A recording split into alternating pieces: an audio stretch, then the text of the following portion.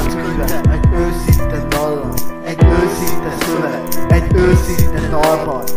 Megértik bárhol, magyar vagy Tajvan, ahol meg nem értik ki, ott kurva nagy baj van. Az én arckönyvem a lebegő valóság, mindaz a fájdalom, ami nap mint nap arcon vág. Az én arckönyvem egy telír füzetlap, megfogja a kezedet, a szívedbe tüzet rak.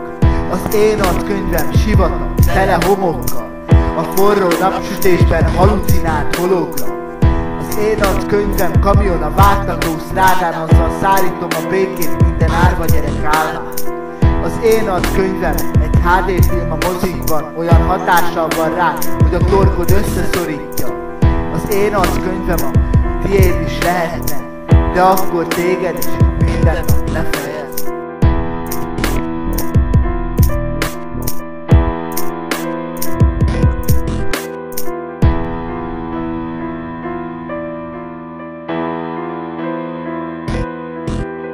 Az én arckönyvem gerend, ami megtartja a lelked, hogy tudd, hogy én is írok, ha egy szeretted elmegy.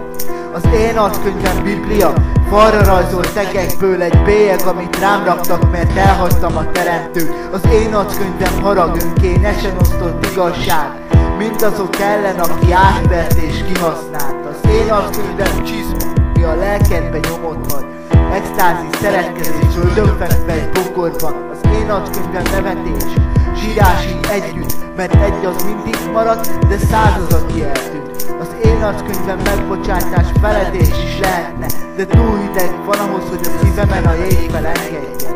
Az én arckönyvem csak egy csepp a tengerben, verbális lenyomat, hogy maradjon, ha elmentem.